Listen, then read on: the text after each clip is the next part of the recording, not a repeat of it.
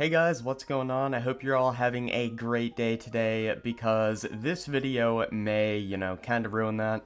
Because this situation that I'm going to go over today is just downright disgusting in all honesty. And anyone who defends this should be fucking ashamed of themselves. Nintendo is a company that has created some of my all-time favorite games like Mario Galaxy 1 and 2. I really enjoyed The Legend of Zelda The Wind Waker. But they also make some of the shittiest business decisions. I'll give some examples. We had the Switch 2 with the $80 games of Mario Kart World. Or how about that time that one of Nintendo's biggest fans, that was a very popular streamer by the name of Etika, lost his battle with mental health, so a fan of Etika created this custom Joy-Con and sent all profits made from that Joy-Con to a mental health organization, and Nintendo shut it down. Or how about the constant bullying that Nintendo has done to Pal World, acting like they fucking invented flying on creatures. I shit you not.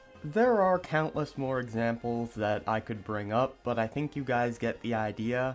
Any opportunity to screw over the customer they're gonna take, and it's why so many people say it's morally correct to pirate Nintendo games. If you've ever wondered why so many people say this about Nintendo and not other companies, it's situations like the one I'm gonna go over today. Now, what has Nintendo done this time? Well, they are screwing over a charity. Now, this really reminds me of the whole Etika Joy-Con situation, where Nintendo is screwing over something that is done for a good cause. Nintendo forces major speedrun charity event to remove its games. Because how dare people play Nintendo games in order to raise money for charity? You know, there are very few things on this planet as scummy as ruining a charity event, but hey, leave it up to Nintendo to do some scummy shit. Nintendo issued a warning to a speedrunning charity event in Japan, which led to the organizers pulling its game from their lineup.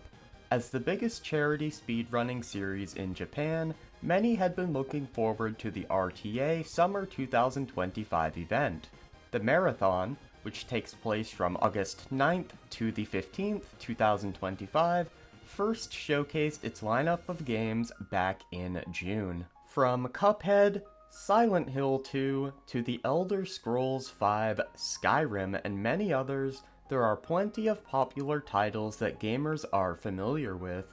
However, if there's one thing that's noticeable, it's the lack of Nintendo games. Alright, I just want to say this, the idea of speedrunning a game like Silent Hill 2 sounds miserable. I'm sorry, I just gotta say it. But yeah, when it comes to an event like this, Nintendo games are some of people's favorite games to speedrun, especially games like Mario 64 and Mario Sunshine, and a lot of the Zelda games, so not having these games at an event like this is a big deal. And for a lot of people, it's completely killing their interest in this event, which in the case of a charity means less money going to people who need it. According to Automaton, there was no official explanation behind this at the time. However, now the event organizers have shed some light on the situation, revealing that the exclusion of Nintendo titles was due to them getting a warning.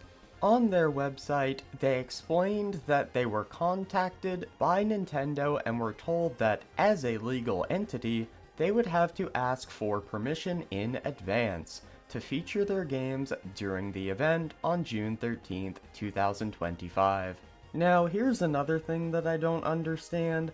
Why would you have to contact somebody to play a video game at an event? Now, you could say like copyright or whatever, but the thing is, this is transformative to do a speedrun. You're playing the game in a way that it wasn't intended to be played, and every single playthrough somebody does of a game is going to be different, even if in slight ways. But the thing is with Japan is over there, copyright law works a lot different than here in the West. So you can get away with striking shit like this down a lot easier over there, and that's why Pal World got hit so hard.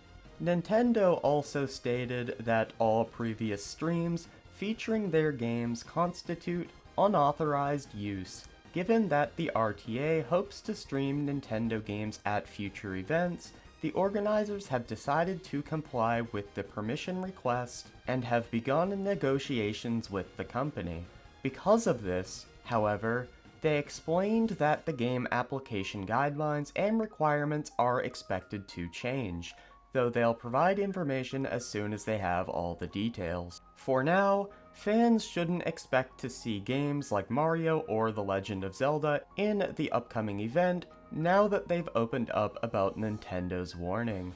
As has been the case for a while now, Nintendo is known to have strict guidelines regarding its games or IP. This isn't even the first time that the company has led to something like this to happen, as back in February 2022, Super Smash Bros. Was also pulled from the EVO fighting game tournament. But yeah man, here's the part of the video where we go ahead and go over the reactions from people on Twitter. Alright, we are here on Twitter. We have Pirate Nation. Nintendo forces Japanese charity speedrun event to remove its games from the lineup, citing unauthorized use. Organizers must now seek permission for every game. First comment, it goes back to what I said earlier. It is extremely ethical to pirate Nintendo products. Anyone trying to defend Nintendo in 2025 is hopeless. Yeah, just because you enjoy their games doesn't mean you should defend them, exactly. Nintendo is turning into Disney. I wouldn't say that because Disney doesn't put out any products worth a fuck.